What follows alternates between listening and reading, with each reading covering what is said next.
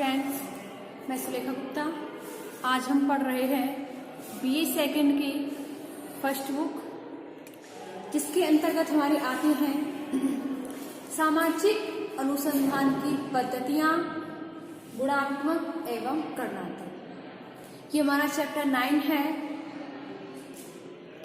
तो सबसे पहले जैसे कि हमने देखा है कि मानव एक चिंतनशील प्राणी है। वह हमेशा ये सोचता रहता है, उसमें जिज्ञासु जो प्रवृत्ति है वह हमेशा ये चिंता करता रहता है, सोचता रहता है कि कैसे ये मौसम चेंज होते हैं, कैसे रात और दिन होते हैं। तो इस प्रकार से मनुष्य सोचता रहता है। मनुष्य कई बार सामाजिक समस्याएं होती हैं, सामाजिक जो घटनाएं होती हैं, इनका अध्ययन भी वह वैज्ञानिक तरीके से करता है। इनके अध्ययन के लिए वह वैज्ञानिक प्रविधियों का उपयोग करता है। और अगर कोई भी अध्ययन वैज्ञानिक पद्धतियों का उपयोग करते हुए, वैज्ञानिक प्रविधियों को काम में लेते हुए व्यवस्थित एवं क्रमबद्ध तरीके से किया जाए तो वह अध्ययन वैज्ञानिक बन जाता है, यानी कि वैज्ञानिक प्रविधि के द्वारा किया जाता है तो वह अध्ययन वैज्ञानिक ही कहलाता है। और हम सामाजिक अनुसंधान, सामाजिक घटनाओं का अध्ययन हम करते हैं, तो सामाजिक जो अनुसंधान है इसका अध्ययन करने के लिए हमें किन किन प्रविधियों का सहारा लेना पड़ता है। तो इसके अंतर्गत हमारी दो प्रविधियां आती हैं, गुणात्मक एवं गणनात्मक। तो स्टूडेंट्स, आज हम इन्हीं दो प्रविधियों के बारे में चर्चा करेंगे।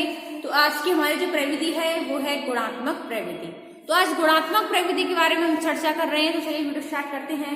गुणात्मक जो हमारी वीडियो है, गुणात्मक जो पद्धति है, इसके अंतर्गत हमारी 5 पद्धतियां आती हैं। कौन कौन सी? सबसे पहले आती है आगमन एवं निगमन पद्धति। दूसरी आती है वैयक्तिक अध्ययन जीवन पद्धति। इसके बाद तीसरी प्रविधि आती है समाजमिति। चौथी है सामाजिक दूरी का पैमाना और 5वीं आती है सामुदायिक अध्ययन पद्धति। जो हमारी वैयक्तिक अध्ययन की जीवन पद्धति है, इसके अंदर हमारी कुछ विशेषताएं आती हैं। वैयक्तिक अध्ययन पद्धति की प्रकार आते हैं, इनकी अध्ययन पद्धति की प्रक्रिया एवं प्रणाली भी आती है। यंत्र एवं प्रविधियां की किन किन यंत्रों को, किन किन प्रविधियों का सहारा लेकर के हम वैयक्तिक अध्ययन पद्धति को बारे में जान सकते हैं, ये प्रविधियां आती हैं। फिर इनके गुण और इनके दोष आते हैं। तो स्टूडेंट्स, सबसे पहले गुणात्मक एवं गणनात्मक प्रविधि के बारे में जानने से पहले हमें ये जानना होगा कि पद्धति किसे कहते हैं।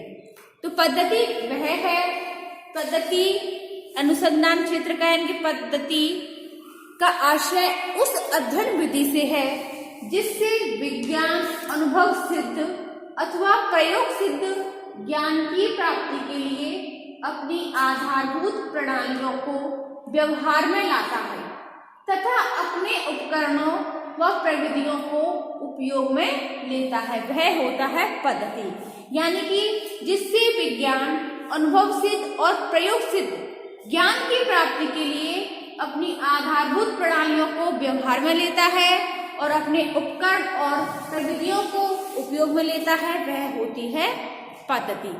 तो इसमें सबसे पहले आती है जो पद्धति होती है, इसके अंदर हम अनुसंधान की पद्धतियां पढ़ेंगे। तो अनुसंधान की पद्धतियां हमारी 2 प्रकार की हैं, गुणात्मक पद्धतियां एवं गणनात्मक पद्धतियां। तो सबसे पहले आती है हमारी गुणात्मक पद्धति।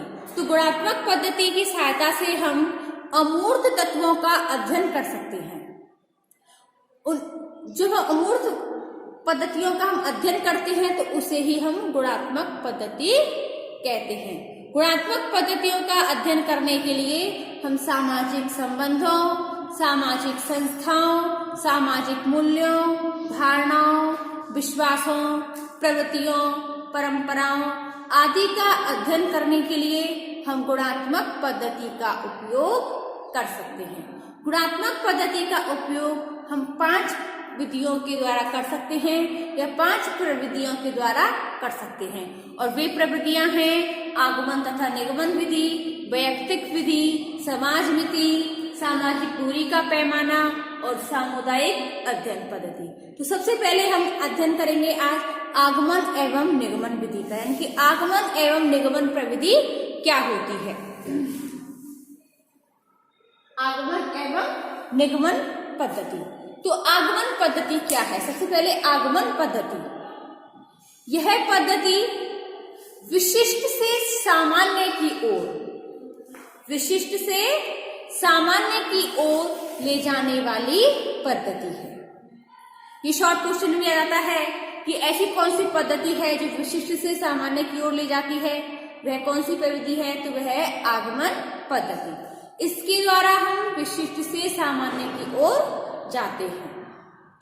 इसमें कुछ विशिष्ट घटनाओं का पता लगाया जा सकता है और उनके आधार पर सामान्यकरण भी किया जा सकता है, निष्कर्ष निकाला जा सकता है। इस पद्धति के समर्थक हैं उनमें वे ऐतिहासिक संप्रदाय के संबंधित प्रमुख लोग हैं। इनका कहना है कि जो भूतकाल में जो घटित घटनाएं होती हैं, वे ऐतिहासिक घटनाओं के आधार पर उनके कुछ प्रमाणिक निष्कर्ष निकाले जा सकते हैं।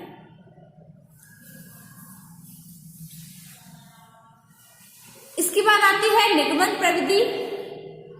निगमन प्रविधि यानी कि आगमन पद्धति का विपरीत रूप ही निगमन पद्धति है।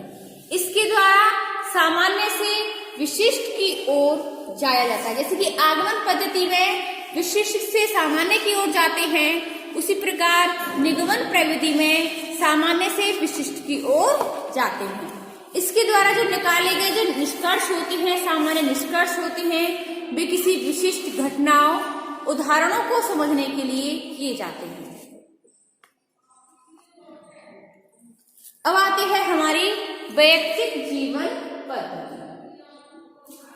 वैयक्तिक जीवन पद्धति, वैयक्तिक जीवन पद्धति या वैयक्तिक अध्ययन पद्धति है, ये हमारी गुणात्मक पद्धति का रूप है। ये दूसरे नंबर पर आती है। इसमें किसी व्यक्ति, किसी संस्था, किसी समुदाय के बारे में गहन अध्ययन, गहन जानकारी प्राप्त की जा सकती है। वैयक्तिक अध्ययन का प्रयोग बहुत पुराने समय से किया जाता है।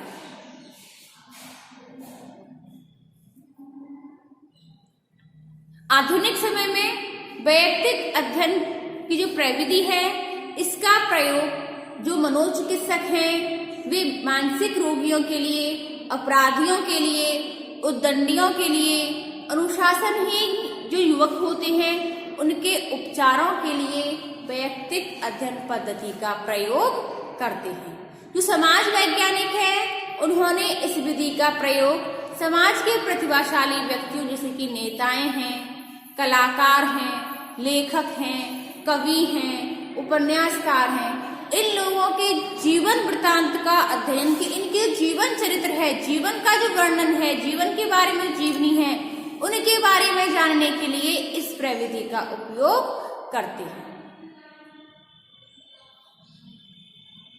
सामाजिक एवं सांस्कृतिक समूह जैसे कि परिवार हैं, राजनीतिक कार्य हैं, जनजाति हैं, किसी संस्था जैसे कि अस्पताल, धर्मशाला, गिरजाघर, औद्योगिक संगठन, सरकारी विभाग, इन समुदायों के अध्ययन के लिए भी वैयक्तिक अध्ययन प्रणाली का प्रयोग किया जाता है। अब आती है वैयक्तिक अध्ययन प्रणाली की कुछ विशेषताएं। सबसे पहले आती है अध्ययन की एक विशिष्ट इकाई। अध्ययन की एक विशिष्ट इकाई, वैयक्तिक जो अध्ययन पद्धति है, इसमें अनुसंधानकर्ता किसी एक विशिष्ट इकाई का अध्ययन करता है। वह इकाई कोई भी हो सकती है, कोई व्यक्ति हो सकता है, कोई परिवार हो सकता है, कोई समूह हो सकता है, समुदाय हो सकता है, जाति हो सकती है, या कोई विशिष्ट समस्या हो सकती है। तो जो कोई भी अध्ययन करता हो, समस्या का चुनाव करने से पहले, किसी घटना का समाधान करने से पहले उसे एक विशिष्ट इकाई का चुनाव करना होता है, तभी वह अपने अध्ययन कर सकता है उसके ऊपर। दूसरा आता है गहन अध्ययन। तो जो वैयक्तिक अध्ययन पद्धति है, इसके अंतर्गत इकाई के बारे में हमें सूक्ष्म और गहन जानकारी प्राप्त की जाती है। इससे संबंधित जो इकाई होती है, उसके भूतकाल से लेकर पास्ट से लेकर प्रेजेंट वर्तमान काल का कालक्रम जो होता है उसका गहन अध्ययन किया जाता है। ऐसे अध्ययनों में इकाई का ऐतिहासिक अध्ययन होने के कारण समय भी बहुत अधिक लगता है और धन भी बहुत अधिक लगता है, क्योंकि हम जब किसी व्यक्ति के बारे में, किसी घटना के बारे में बहुत बारीकी से गहन अध्ययन करेंगे तो भाई उसमें तो समय ज्यादा खर्च होगा, और जब व्यक्ति को ज्यादा समय लगता है तो उसमें खर्चा भी बहुत अधिक आता है। इसके बाद आता है संपूर्ण अध्ययन। तीसरा पॉइंट है संपूर्ण अध्ययन। जो वैयक्तिक अध्ययन में किसी इकाई या किसी घटना के या किसी भी चीज का कोई एक पक्ष नहीं होता है, बल्कि उसके समस्त पहलुओं का अध्ययन किया जाता है। इकाई के समस्त जीवन को ही अध्ययन का केंद्र माना है। केवल जो हमारे जो अध्ययन का जो हमारा जो केंद्र होता है उसका केवल एक हिस्सा का ही हम अध्ययन नहीं कर सकते, बल्कि संपूर्ण उसके जीवन के बारे में उसका पता लगाया जाता है। उसमें किसी व्यक्ति, संस्था, जैसे सामाजिक कार्य हैं, धार्मिक कार्य हैं, आर्थिक कार्य हैं, राजनीतिक कार्य हैं, कोई भी कार्य है, उनका संपूर्ण पक्षों का अध्ययन किया जाता है। यह एक ऐसी विधि है जो किसी सामाजिक इकाई को संपूर्णता में देखती है। अगला आता है गुणात्मक अध्ययन। गुणात्मक अध्ययन, इस विधि में जो इकाई का संदर्भ है इसमें गुणात्मक तथ्यों का अध्ययन किया जाता है, न कि संख्यात्मक स्तर पर। दूसरे शब्दों में कहें कि इकाई के बारे में आंकड़ों और संख्या पर कोई ध्यान नहीं दिया जाता है। निष्कर्ष भी संख्याओं में प्रकट नहीं किए जाते हैं। इनमें जीवन का जो इतिहास होता है उसमें वर्णनात्मक उल्लेख किया जाता है, जिसमें व्यक्ति की घटना, प्रेरक तत्व, दशाओं एवं आकांक्षाओं आदि का अध्ययन किया जाता है। अगला आता है कारकों का अध्ययन। जो भी घटना को, इकाइयों को प्रभावित करने वाले जो कारक होते हैं उनका भी इसमें अध्ययन किया जाता है।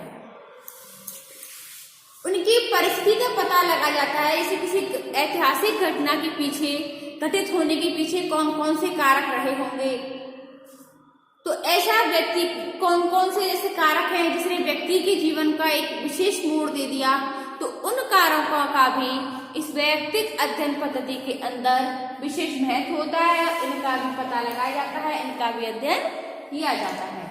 अगला आता है संपूर्ण पद्धतियों का प्रयोग। संपूर्ण पद्धति यानी कि जो वैयक्तिक अध्ययन पद्धति है, इसको जो वैज्ञानिक पद्धति बनाने के लिए जो हमें जिन जिन पद्धतियों का उपयोग करना पड़ता है, जिन जिन चरणों का हमें सहारा लेना पड़ता है, उन विधियों का भी इसके अंतर्गत प्रयोग किया जाता है, इसके अंतर अध्ययन किया जाता है। अगला आता है वैयक्तिक जो अध्ययन पद्धति है, इसमें कुछ मान्यताएं भी होती हैं, जैसे कि मानव व्यवहार की संभावना होती है, सामाजिक घटनाओं की जटिलताएं होती हैं, समय तत्व का प्रभाव होता है, पारिस्थितिकी की पुनरावृत्ति होती है, संपूर्ण अध्ययन होता है।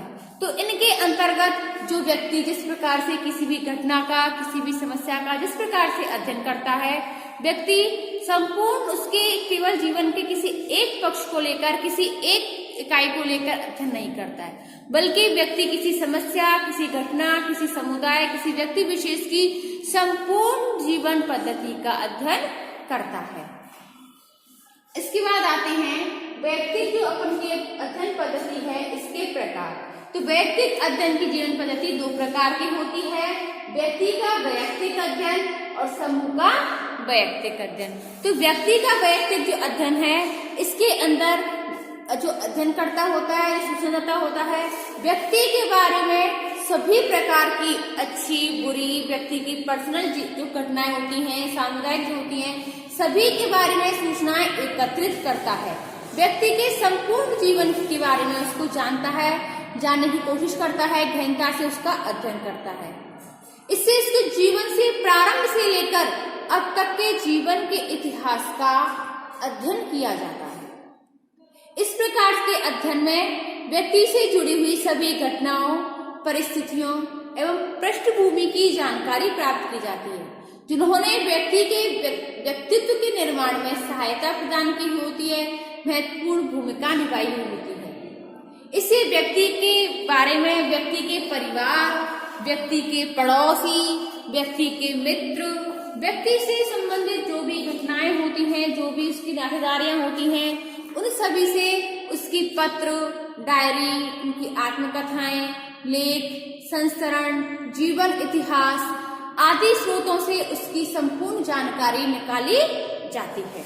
दूसरा आता है समूह का वैयक्तिक अध्ययन। समूह का वैयक्तिक अध्ययन, इसके अंतर्गत किसी समूह, किसी संस्था, किसी जाति या समुदाय का एक इकाई के रूप में अध्ययन किया जाता है। वैयक्तिक अध्ययन में संपूर्ण समुदाय की खोज की जाती है। इस प्रकार के अध्ययन में बौद्धिक कुशलता, उसके अनुभव, उसकी सतर्कता की आवश्यकता होती है कि एक समुदाय का वैयक्तिक अध्ययन उसकी आंतरिक स्थिति का पूर्ण रूप से अध्ययन करने की, संकलन करने की एक व्यवस्थित पद्धति है, जिसके द्वारा एक व्यक्ति बिना संकोच किए, बिना अटके अध्ययन कर सकता है। इसके बाद आते हैं वैयक्तिक अध्ययन की प्रक्रिया एवं प्रणाली। तो सबसे पहले आता है समस्या का विवरण। कोई भी हम अध्ययन करें, किसी भी समस्या का घटना करें, तो इससे पहले हमें समस्या का चुनाव करना होता है, उसके बारे में अधिक जानना होता है। तो सबसे पहले हमें जिस समस्या के बारे में, जिस घटना के बारे में हम अध्ययन कर रहे हैं, वह पक्ष रखना होता है कि हम इस समस्या के बारे में अध्ययन कर रहे हैं। तो इसके बारे में हमें भूतकाल के बारे में, उसके वर्तमान काल के बारे में समस्त सूचनाओं को एकत्रित करना होता है। समस्या के बारे में जिन पक्षों की हम व्याख्या करनी होती है, सबसे पहले निर्धारण किया जाता है कि समस्या का वर्णन और समस्या की व्याख्या किस विधि के द्वारा हमें करनी चाहिए और किन किन चरणों का हमें ध्यान देना चाहिए। तो इसके अंतर्गत भी कुछ चरण आते हैं, जैसे कि उपकल्पनाओं का स्रोत। तो उपकल्पनाओं का स्रोत,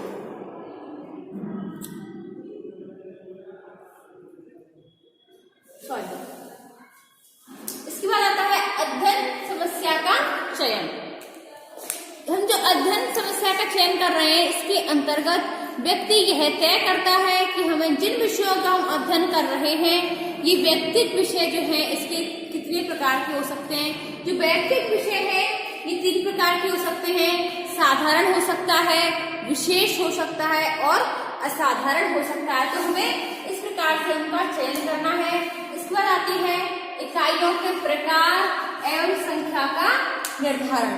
तो हमें जिन जिन विषय के बारे में हम अध्ययन कर रहे हैं, उसमें इकाइयों की संख्या, उनके प्रकारों को भी तय किया जाता है और साथ में यह भी तय किया जाता है कि अध्ययन की जो इकाई है, व्यक्ति है, परिवार है, समुदाय है, संस्था है, इसमें क्या होनी चाहिए और इसमें कितने सदस्यों की संख्या होनी चाहिए। इसके अंतर्गत एक और आता है विश्लेषण का क्षेत्र। तो हम इकाइयों की संख्या निर्धारित होने के बाद हमें यह भी तय करना चाहिए कि समस्या के किन किन पक्षों का अध्ययन करना है। इसके अंतर्गत इकाई को प्रभावित करने वाले जो कारक हैं, उनको प्रभावित करने वाले तत्वों का भी इसमें के अंतर्गत विश्लेषण किया जाता है। इसके बाद आता है घटनाओं का कालक्रम। घटनाओं का कालक्रम समस्या को निर्धारण करने वाले, समस्या को विवेचन करने वाले जो विभिन्न घटनाओं में घटित होने के क्रम को ज्ञात किया जाता है और यह भी पता लगाया जाता है कि इस घटना को घटित करने के लिए कौन कौन से कारक जिम्मेदार होंगे, कि इस घटना को घटित होने के दौरान क्या क्या इसमें परिवर्तन हुए हैं और भविष्य में किन परिवर्तनों को भी देखा जा सकता है। अगला आता है निर्धारित कारक। घटनाओं को कारक, कोई भी घटना हो, कोई भी समस्या हो, इसके पीछे कुछ न कुछ कारक छुपे हुए थे जिनके कारण इनमें परिवर्तन आता है। तो हम जिस समस्या का समाधान कर रहे हैं, हमें ये भी पता लगाना चाहिए कि हम जिस समस्या का समाधान कर रहे हैं उसके पीछे इससे घटित होने के कौन कौन से कारक जिम्मेदार रहे होंगे। जैसे कि प्रमुख कारक आते हैं और सहायक कारक आते हैं। प्रमुख कारक वे कारक होते हैं जो किसी घटना के घटित होने के लिए मूल रूप से उत्तरदायी होते हैं। इसे व्यक्ति को अपराधी बनाने के लिए कई बार उसके साथियों का योगदान होता है या गरीबी उसका प्रमुख कारक बन जाती है। दूसरा आता है सहायक कारक, जो उस व्यक्ति को सहायता प्रदान करते हैं। ऐसे कारक जो व्यक्ति की सहायता करते हैं, जैसे कि व्यक्ति को अपराधी बनाने के लिए गरीबी के अतिरिक्त पुलिस द्वारा उस पर किए गए अत्याचार, माता पिता का उसके साथ किया गया उपेक्षापूर्ण व्यवहार उसके सहायक कारक होते हैं, जो कि व्यक्ति को अपराधी बना देते हैं। इसके बाद आता है विश्लेषण एवं निष्कर्ष। तो व्यक्ति का जो अध्ययन पद्धति होती है, उसका अंतिम चरण जो संकलित तथ्य होते हैं, सूचनाओं के आधार पर जब विश्लेषण किया जाता है तो उनके द्वारा उसका निष्कर्ष भी निकाला जाता है और निष्कर्ष के आधार पर भी यह संकलन किया जाता है, सामान्यीकरण किया जाता है कि इस समस्या के दौरान क्या क्या कारण रहे होंगे जिसके संबंध में व्यक्ति की घटनाएं घटित हुई है। इसके बाद आती है जब व्यक्ति जो अध्ययन पद्धति करता है तो इसके अंतर्गत व्यक्ति किन किन यंत्रों का या किन किन प्रविधियों का सहारा लेता है। किसी की सबसे पहले आती है हमारी डायरी। तो जैसे कि आपको पता होता है, कई बार व्यक्तियों की आदत होती है कि व्यक्ति अपने जीवन की या व्यक्ति अपने दैनिक जो जीवन होता है कि प्रतिदिन की दिनचर्या के बारे में, प्रतिदिन घटने वाली घटनाओं के बारे में व्यक्ति अपनी एक डायरी में नोट करता चला जाता है, जिसमें व्यक्ति अपनी हर जुड़ी हुई अच्छी बुरी हर घटनाओं को उस डायरी के अंदर लिखता है। उसी प्रकार आता है पत्र। तो पत्र के माध्यम से भी व्यक्ति अपनी भावनाओं से जुड़ी हुई अपने विचारों का आदान प्रदान करता है, जिसे व्यक्ति अपने एक विषय के बारे में पत्रों के माध्यम से दूसरे व्यक्तियों के साथ संबंधों का ज्ञान प्रकाशित करता है। ये पत्र ऐसे होते हैं कि इसमें एक पिता अपनी पुत्री के नाम लिखता है। कई बार इसमें जो पत्र के अंतर्गत झलक होती है, इसमें कई बार इसमें मनोभाव होते हैं, मित्रता होती है, कहीं शत्रुता होती है, कहीं दया होती है। तो इस प्रकार से इसमें कई प्रकार से तनाव होता है, विश्वास होते हैं। तो इनमें भी व्यक्ति पत्र के माध्यम से इसमें प्रकाशित कर सकता है। इसके बाद आता है जीवन इतिहास। तो व्यक्ति अपने जीवन के इतिहास के बारे में भी कई बार वो अपनी कहानी, कथा, इनके बारे में व्यक्ति लिख सकता है। तो व्यक्ति इसमें अपने जीवन के इतिहास, जीवन से जुड़ी हुई हर घटनाओं का, जिसमें कहानी लेखन के बारे के अंतर्गत इसमें अपनी जीवन विधियों को लिखता है। इसके बाद आता है प्रलेख। प्रलेख के अंतर्गत व्यक्ति की डायरी होती है, पत्र होते हैं, जीवन इतिहास होते हैं। इसमें व्यक्ति अपने वैयक्तिक विषयों के अध्ययन के बारे में अन्य स्रोतों के माध्यम से भी इसका उपयोग करता है। इसमें व्यक्ति अपनी आत्मकथाएं, स्कूल व कॉलेज के रिकॉर्ड लिखता है, वंशावली रखता है, अपनी पुस्तकों का संकलन रखता है। इसमें पत्रिकाएं होती हैं। तो इस प्रकार के जो व्यक्तिगत प्रलेख होते हैं, इसके अंतर्गत व्यक्ति अपने डॉक्यूमेंट्स रखता है। इस बात आता है वैयक्तिक अध्ययन विधि के गुण एवं दोष। तो सबसे पहले हम पढ़ेंगे व्यक्ति के गुण। तो वैयक्तिक जो अध्ययन पद्धति होती है, इसके कुछ गुण भी होते हैं तो इसके कुछ दोष भी होते हैं। तो सबसे पहले हम गुण देखते हैं कि इसमें सूक्ष्म अध्ययन। तो व्यक्तिगत अध्ययन जो है, इसके अंतर्गत इसमें गुण होता है सबसे पहले सूक्ष्म अध्ययन। तो इसमें व्यक्ति न केवल व्यक्ति के केवल एक इकाई का, बल्कि उसके संपूर्ण जीवन विधि का, उसके भूतकाल का, उसके वर्तमान काल का संपूर्ण गहन अध्ययन करता है। इसके बाद आता है उपकल्पनाओं का स्रोत। तो इस विधि के द्वारा जो निष्कर्ष निकाले जाते हैं, उसमें उपकल्पनाओं का भी निर्माण किया जाता है। परिस्थिति एवं व्यक्ति की जो प्रकृति होती है, उसमें जानकारी प्राप्त करके सामान्यीकरण किया जाता है, नवीन उपकल्पनाओं को जन्म देते हैं। उसमें प्राय यह भी होता है कि इसके द्वारा प्रदान की गई जो अंतर्दृष्टि की गहराई होती है, उसके बाद बृहत स्तर पर आयोजित अध्ययनों के बारे में उसकी जो उपकल्पनाएं होती हैं वे लाभप्रद सिद्ध होती हैं। इसके बाद आता है अनुसंधान के प्रारंभिक स्तर में उपयोग। किसी भी बड़े अध्ययन को प्रारंभ करने से पहले उसके प्रारंभिक स्तर पर कुछ वैयक्तिक इकाइयों का भी जानकारी कर लेनी चाहिए। इसके साथ महत्वपूर्ण अध्ययन यंत्रों के निर्माण में सहायक जो वैयक्तिक अध्ययन पद्धति होती है, इसके द्वारा जो उपकल्पनाएं निर्मित की जाती हैं, वे उपकल्पनाएं कई प्रकार से महत्वपूर्ण हो सकती हैं, जो कि व्यक्ति के अध्ययन के लिए बहुत महत्वपूर्ण साबित हो सकती हैं। अगला आता है वैयक्तिक मनोवृत्तियों की जानकारी।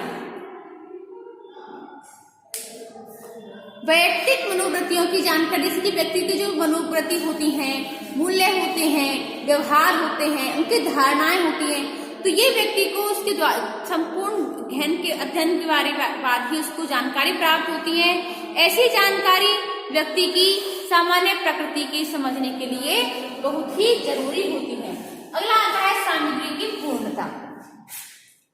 तो वैयक्तिक अध्ययन की जो दृष्टि होती है, इसमें उपयोगी होता है कि व्यक्ति की इकाई के बारे में संपूर्ण जानकारी प्राप्त हो।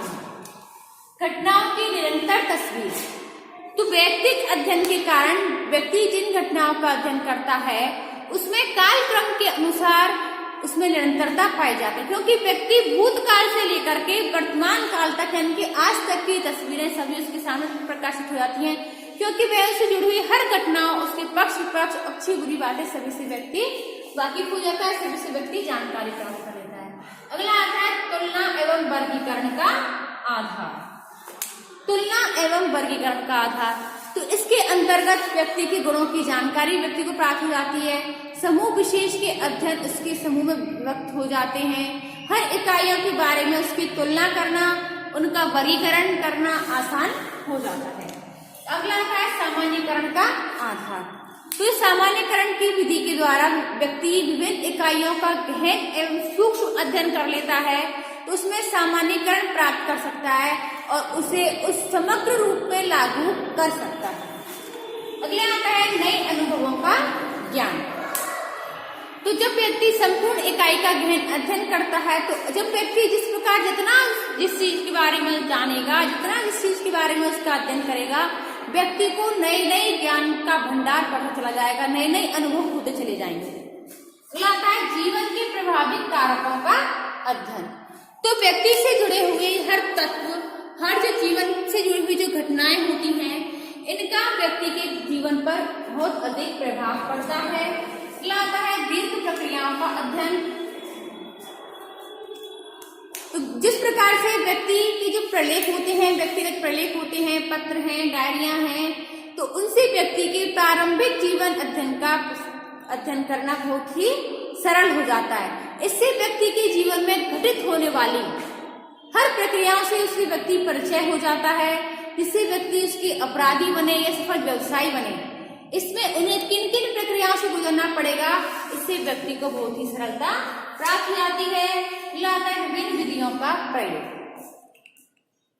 तो व्यक्तिगत अध्ययन के अंतर्गत अनुसंधानकर्ता संगठन के द्वारा प्रयोग की जाने वाली विभिन्न प्रविधियों का, साधनों का गहन साक्षात्कार करके प्रश्नावलियों के द्वारा आत्मकथा, प्रलेख, पत्र, डायरी, अन्य संस्करणों के द्वारा इन विधियों का उपयोग कर सकता है। अगला आता है व्यक्तित्वों का अध्ययन। व्यक्तित्व का अध्ययन इसे व्यक्ति के जीवन संबंधी भूतकाल एवं वर्तमान स्थितियों की जानकारी व्यक्ति को पता चल जाती है। व्यक्ति के बौद्धिक एवं सांस्कृतिक स्तर पर उसकी क्षमताओं, उनके व्यवहारों, उनके स्वभावों, हर चरित्र का ज्ञान प्राप्ति करके व्यक्तित्व की समझने में महत्वपूर्ण जानकारी प्राप्त होती है। अगला आता है मनोवैज्ञानिक अध्ययनों में सहायक। मनोवैज्ञानिक अध्ययन करना, जैसे कि व्यक्ति के मनोविज्ञान है, व्यक्ति की घृणा है, ईर्ष्या है, तो इस प्रकार के व्यक्ति के जो मनोभाव होते हैं, उनको जानने में भी काफी सहायता मिल जाती है। इसके बाद आते हैं किसी के हर चीज के दो पहलू होते हैं, कहीं अच्छा होता है तो कहीं बुरा होता है। तो जिस प्रकार से व्यक्तिगत अध्ययन के हमने कुछ गुण देखे हैं, तो इसके कुछ हमें दोष भी देखने पड़ेंगे कि क्या क्या इस विधि में दोष हो सकते हैं। तो सबसे पहला आता है अवैज्ञानिक। तो अवैज्ञानिक के अंतर्गत इस विधि के आधार पर ये निष्कर्ष निकाले जा सकते हैं कि ये केवल एक इकाई पर लागू नहीं होता, बल्कि बल्कि संपूर्ण समग्र पर लागू होता है, जिसके कारण उसमें की जो सूचनाएं होती है, संकलन होते हैं, सूचनाओं का संकलन किया जाता है। तो सूचना संकलन की जो प्रक्रिया होती है वह कई बार नियमित नहीं हो पाती है, जिसमें व्यक्ति अपने जीवन से संबंधित सूचनाओं का सत्यापन नहीं कर सकता है, प्रमाणीकरण नहीं कर सकता है। कभी कभी व्यक्ति अपने जीवन से जुड़ी हुई कुछ ऐसी घटनाओं को छुपा जाता है जिससे कि व्यक्ति के अध्ययन करने में काफी सहायता मिल सकती है। इसलिए इस पद्धति को अवैज्ञानिक पद्धति भी कहा जा सकता है।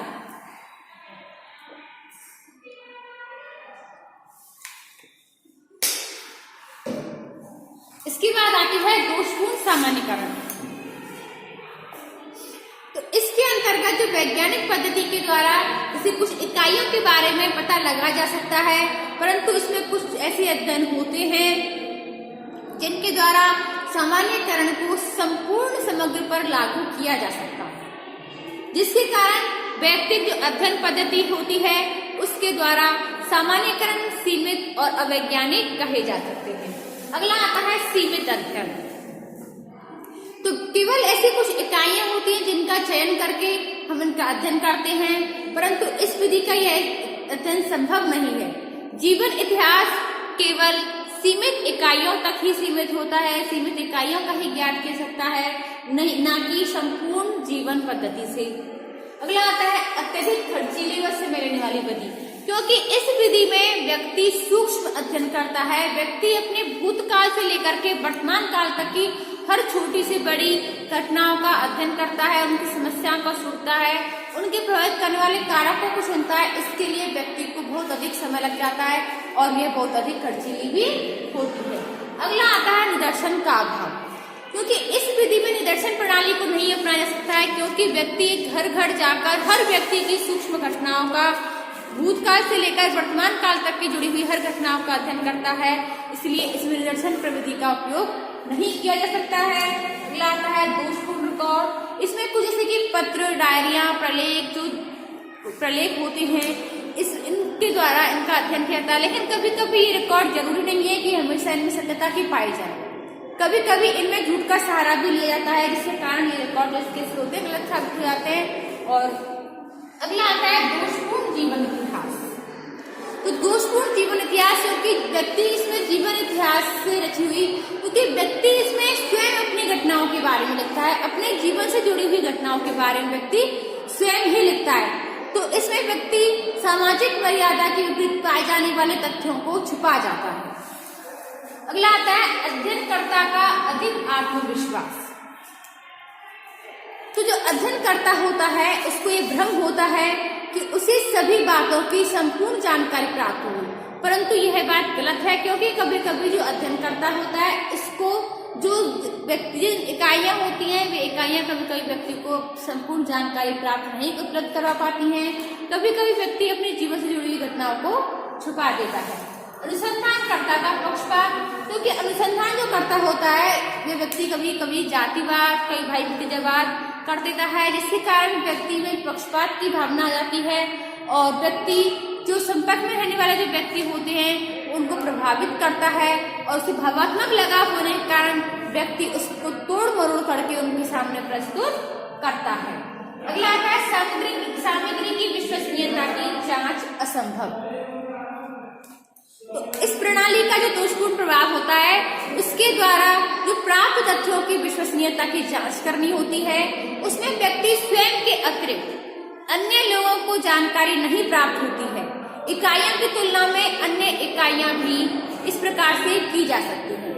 अब इसके बाद आते हैं, हमने ये वैयक्तिक अध्ययन पद्धति की पद्धतियां देखी हैं, इनके गुण दोष, इनके प्रकार ये देखे हैं। अब इसके बाद हमारा तीसरी आती है पद्धति समाजमिति। इस समाजमिति क्या है? तो समाजमिति एक ऐसी पद्धति है जिसकी सहायता से किसी समूह विशेष के जो सदस्य होते हैं उनको आपस में संबंधों को मापा जाता है, उनके एक दूसरे के आकर्षण और विकर्षण का पता लगाया जा सकता है, साथ ही समूह के संबंध व्यवस्था में व्यक्तियों की सामाजिक स्थिति को भी ज्ञात किया जा सकता है। जैसे कि मान के चलिए कि एक कक्षा में 10 स्टूडेंट हैं तो जरूरी नहीं है कि दसों के दसों का एक दूसरे के साथ एक जैसा ही व्यवहार हो। कई बार ऐसा होता है कि जो कोई 1 या 2 पर्सन होते हैं उनसे वो बहुत लोकप्रिय होते हैं, सभी स्टूडेंट्स को बहुत अच्छे लगते हैं, और कोई कोई स्टूडेंट ऐसा होता है जिससे कि सभी स्टूडेंट्स घृणा करते हैं। तो इसको समझने के लिए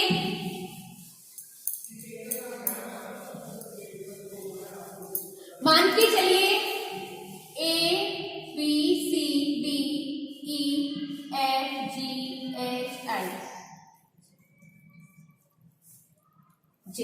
ये 10 स्टूडेंट्स हैं और प्रत्येक को कॉपी दे दी जाए और उनमें कहा जाए कि हर student first, second and third mark दे।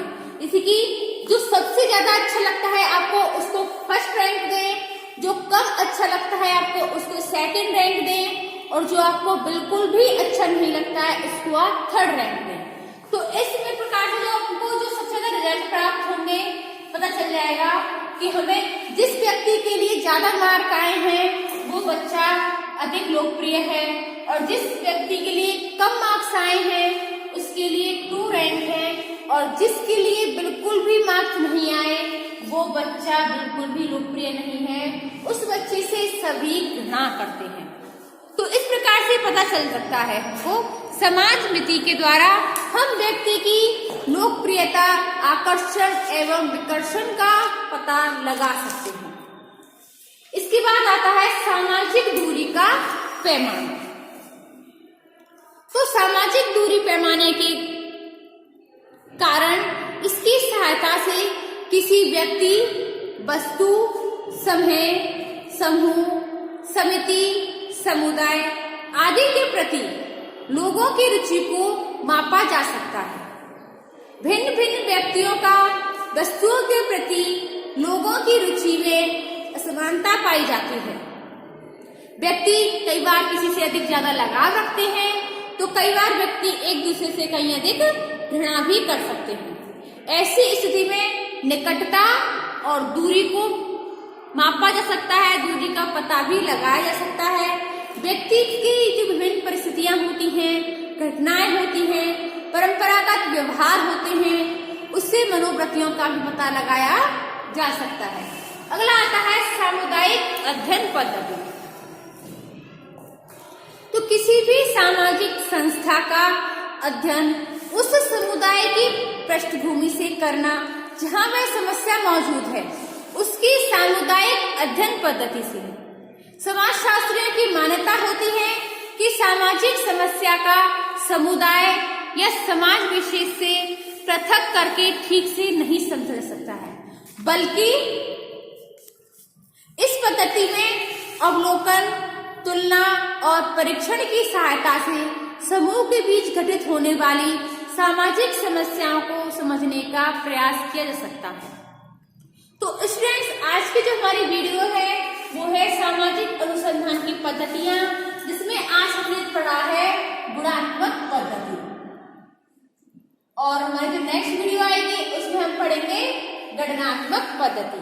तो आज की जो हमारी पद्धतियां थी वो हमारी 5 पद्धतियां थी: आगमन एवं निर्गमन पद्धति, वैयक्तिक अध्ययन पद्धति, समाज नीति, सामाजिक दूरी का पैमाना और सामुदायिक अध्ययन पद्धति। तो स्टूडेंट्स, आज की वीडियो में बस इतना ही। इससे आगे हम देखेंगे अपनी नेक्स्ट वीडियो में। धन्यवाद।